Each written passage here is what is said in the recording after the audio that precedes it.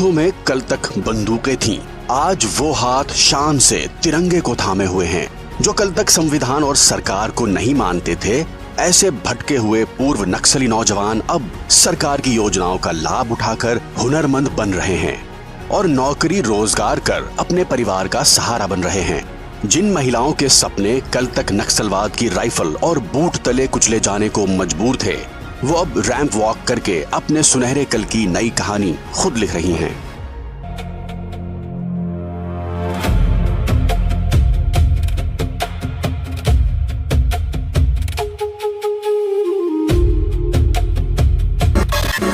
लाल आतंक का खौफ अब खत्म हो चुका है।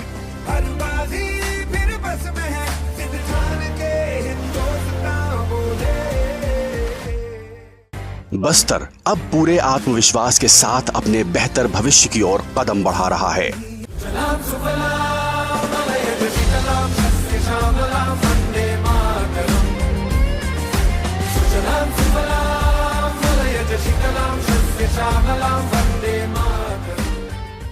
दो 2014 में आपने जब हमें मौका दिया, उसी दिन हमने संकल्प लिया था कि हम देश को नक्सलवाद से मुक्त करेंगे। और आज मुझे खुशी है कि नक्सली माओवादी हिंसा आखिरी सांस भी शायद रहने की तो ताकत नहीं रही। एक बच्ची के मुंह से हम बच गए, ये वाक्य चलते चलते सुनकर इतना आनंद होता है जिसका शब्दों में वर्णन करना बहुत कठिन।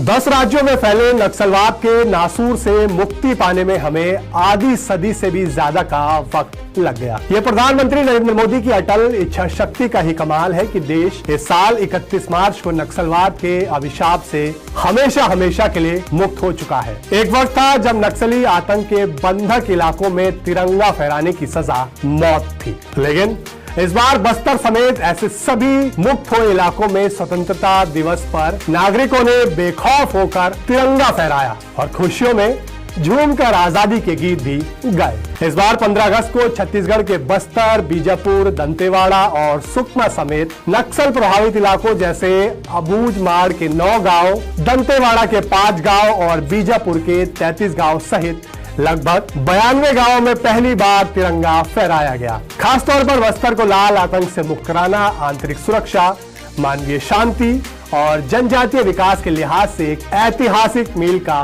पत्थर है। इस बार के थर्सडे थ्रिलर के विशेष एपिसोड में नक्सलवाद के शिकंजे से मुक्त हो चुके बस्तर में कहानी लौटती जिंदगी की खुशियों की। ये है छत्तीसगढ़ तेलंगाना सीमा पर मौजूद कर्रेगुट्टा पहाड़ी। दुर्दांत माओवादी हिड़मा और देवा के छिपने का ठिकाना होने के कारण दशकों तक ये पहाड़ी माओवादी नक्सलियों की सुरक्षित पनागाह के तौर पर बदनाम थी। खूंखार माओवादी नक्सलियों ने कर्रेगुट्टा पहाड़ी और आसपास के पूरे इलाके में डेथ जोन बना रखा था। ये वही जगह है जहां सुरक्षा बलों ने नक्सलवाद के खिलाफ सबसे खतरनाक ऑपरेशन चलाया था। लेकिन नक्सलवाद के खिलाफ बेहद सफल ऑपरेशन के बाद अब इस पूरे इलाके की तस्वीर बदल चुकी है। ये देखिए, जहां कभी तिरंगा फहराने की सजा नक्सलियों के हाथों यातना और मौत थी, वहां अब बीजापुर से कर्रेगुट्टा पहाड़ी तक तिरंगा यात्रा निकाली जा रही है। और सबसे खास बात यह कि इस यात्रा में शामिल होकर तिरंगे को संभालने की जिम्मेदारी निभा रहे हैं वो पूर्व नक्सली जो अब आत्मसमर्पण कर चुके हैं।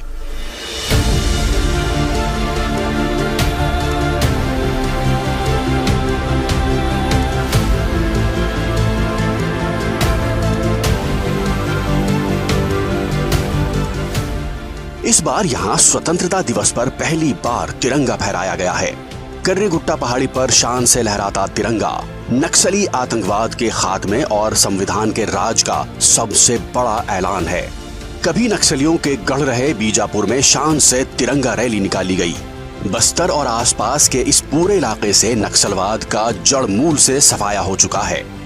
ज्यादातर नक्सली या तो मारे जा चुके हैं या फिर आत्मसमर्पण करके संविधान की सुरक्षा में अपने सुनहरे भविष्य की ओर कदम बढ़ा चुके हैं। बस्तर संभाग के सुकमा के मिनपा गांव में बच्चे पहली बार अपने देश का तिरंगा देख रहे हैं और पहली बार स्वतंत्रता दिवस समारोह में शामिल हो रहे हैं। अब ठीक है सर, पहले से बहुत बेहतर है। पहले तो नक्सली लोग के डर से डर कर रहे थे, अभी तो बिंदास। नक्सली का झंडा, काला झंडा फहरा था, अभी स्कूल का झंडा अभी शुरू हो रहा है सर। ये है बस्तर संभाग के दांतेवाड़ा जिले का लवलीहुड कॉलेज। यहाँ आप जिन लोगों को देख रहे हैं ये सभी पूर्व नक्सली हैं जो आत्मसमर्पण कर चुके हैं और इस कॉलेज के पुनर्वास केंद्र में स्किल ट्रेनिंग कर रहे हैं। जो अंगुलियां कभी बंदूकों का ट्रिगर दबाकर बेकसूरों का खून बहाती थीं, वो अब अपनी किस्मत संवारने में जुटी हैं। कोई वेल्डिंग मशीन का काम सीख रहा है, कोई कंप्यूटर बनाने का काम कर रहा है, कोई कंप्यूटर सीख रहा है, कोई सिलाई मशीन सीख रहा है, कोई ड्राइविंग सीख रहा है। काम अलग अलग हैं, लेकिन सबकी निगाहों में सपना बस एक है, बेहतर भविष्य का। जुनून और हिंसा का दौर जब खत्म हुआ तो जीवन के फूल खिल उठे। आत्मसमर्पण कर चुके पूर्व नक्सली अब शादी करके अपना घर बसा रहे हैं। देश स्तर के लेवल वाले जो बड़े बड़े कैडर के लोग सरेंडर कर रहे थे, अपन भी जाके सरेंडर करेंगे करके हम लोग आए। उसी में नक्सल संगठन में थे दोनों, वहाँ प्यार किया है, यहाँ पे आके शादी। घर वापस लौट आए हैं तो हम लोग परिवार के साथ, जो ससुराल के साथ, सभी के साथ मिलजुल के रहना है। जहाँ पहले दरभा को माओवाद का गढ़ माना जाता था, वहीं आज हजारों हरे भरे कॉफी के पौधे सूरज की किरणों में लहरा रहे हैं। दरभा इलाके में अब कॉफी की खेती की जा रही है। बेहद गुणवत्ता वाला उत्पादन हासिल करने के लिए 70 से अधिक आदिवासी किसान दिन रात मेहनत कर रहे हैं। उनकी इस मेहनत का ही परिणाम है कि साल 2021 में महज 20 एकड़ से शुरू हुई कॉफी की खेती आज बढ़कर 320 एकड़ तक फैल चुकी है। ये विस्तार सिर्फ खेती का नहीं बल्कि उम्मीदों और विश्वास का भी है। पहले तो यहाँ नक्सली के नाम से जानते थे, अब तो कॉफी के नाम से जानते हैं। बम और गोलियों के धमाके जब थमे तो बस्तर में जीवन का संगीत गूंज उठा। बस्तर की जनजातीय संस्कृति को अब फलने फूलने का खूब मौका मिल रहा है। जनजातीय संस्कृति, लोक कला और परंपराओं को राष्ट्रीय मंच देने वाला बस्तर पंडुम एक बार फिर अपनी पूरी भव्यता के साथ लौट आया है। हम लोग बाहर जाते थे तो बस्तर वाले हैं बोलने से न, बस्तर के आदमी है बोल के उनको देख के उनका नाम ही सुन के बाहर वाले डर जाते थे, अरे इन लोग बस्तर के हैं बोल के। बस्तर में पूरा फैला हुआ था नक्सली कि नक्सली क्षेत्र के हैं इन लोग बोल के। अभी ना मतलब नक्सली खत्म होते आ रहे हैं बोल के सुन के उनको भी खुश हो रहा है और हम लोग को भी खुश लग रहा है, अच्छा लग रहा है। लोग सुन रहे हैं, आत्मा समर्पण कर रहे हैं और बड़े बड़े जो नक्सली का जो गुट है, बड़ा नेता है, उन लोग मारे जा रहे हैं। हमारी सरकार बहुत उन पर, हमारे मतलब बस्तर पर ध्यान दे रहे हैं, तो उसके कारण नक्सली समाप्त हो रहे हैं, इसलिए हमको खुशी हो रहा है। सरकार बहुत ध्यान दे रही है। बस्तर अपनी कला, संस्कृति और सृजन की शक्ति से अपनी एक नई पहचान बना रहा है। लाल आतंक के खात्मे ने बस्तर के मिट्टी और लकड़ी से कलाकृतियां बनाने वाले कारीगरों के सामने कई नए अवसरों के दरवाजे खोल दिए हैं। वहां जाते हैं साहब, आंख में आंसू हो जाए ऐसे दृश्य खड़े। किसी नक्सली बच्ची को नेल पॉलिश देते हैं तो लगाते लगाते रो पड़ते। इसके ट्यूटर उसको पूछते हैं क्यों रो रही, कि पहली बार मैंने जीवन में नेल पॉलिश लगाया है। 7 साल की थी, ये मुझे उठा ले गए, तब से पैंट शर्ट और बूट में घूम रही हूँ, मैंने जीवन को कभी देखा नहीं। मैंने और लिपस्टिक लगाते लगाते वो रो पड़ते। मेहंदी हाथ में लगती है, उनकी खुशी का कोई ठिकाना नहीं है। किसी के पास जवाब? ये 15,000 बच्चों का जीवन बर्बाद कर दिए, कौन जिम्मेदार है? कभी नेल पॉलिश तक को तरसने वाली बस्तर की बेटियां अब रैंप वॉक करके अपनी किस्मत की कहानी खुद लिख रही हैं। रायपुर में हुए इस खास फैशन शो ने पूरी दुनिया का ध्यान खींचा है। इस फैशन शो में आत्मसमर्पण कर चुकी पूर्व महिला नक्सलियों ने पहली बार फैशन की दुनिया में करियर बनाने का सपना देखा है और किसी प्रोफेशनल मॉडल की तरह पूरे आत्मविश्वास के साथ रैंप वॉक कर ऐलान कर दिया है कि बस्तर की बेटियां किसी से कम नहीं हैं। मंत्री जी से भी बहुत बहुत धन्यवाद देती हूँ कि अपने वेशभूषा बस्तर का रीति रिवाज के अनुसार परफॉर्मेंस का मौका दिया।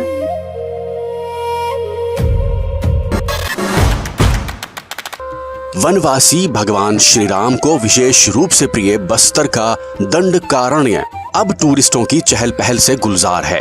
बस्तर में प्रसिद्ध चित्रकूट वाटरफॉल समेत कई झरने, ऊंची पहाड़ियां, गुफाएं और ढेरों वन्य प्राणियों से भरे घने जंगल हैं। बस्तर को उसकी प्राकृतिक सुंदरता के कारण कभी छत्तीसगढ़ का कश्मीर भी कहा जाता था। नक्सलवाद ने बस्तर के इस गौरव पर आतंक का ग्रहण लगा दिया, लेकिन इस पूरे इलाके से माओवाद के जड़ से सफाए के बाद अब छत्तीसगढ़ के कश्मीर में देश विदेश से टूरिस्ट भारी तादाद में पहुंच रहे हैं। बीते मात्र 5 साल में ही यहाँ टूरिस्टों की संख्या 50% तक बढ़ गई है। टूरिज्म बढ़ने से स्थानीय लोगों को रोजगार मिल रहा है और तमाम नई सुविधाएं भी शुरू हो रही हैं। बस्तर में अब वाकई विकास की बयार बह रही है। भय का माहौल, बंदूकों के साये में जीवन जीने का औथार आज समाप्त होकर एक मुक्त सांस पूरा बस्तर ले रहा है। हम सब के लिए ये बड़ा आनंद का विषय है कि बस्तर नक्सल मुक्त हो गया है। हथियारी नक्सल तो गए, लेकिन दिमागी नक्सल, ये दिमागी नक्सल मौके की तलाश में है। हिंसा, अराजकता के वो रास्ते खोज रहे हैं। समाज को गलत राह पर घसीटने के लिए भांति भांति के दांव कर रहे हैं। इन दिमागी नक्सलियों को पहचानना होगा, इन दिमागी नक्सलियों को आइसोलेट करना होगा और राष्ट्र को विकसित राष्ट्र बनाने की मुख्य धारा की ओर देश की युवा पीढ़ी को जोड़ना होगा।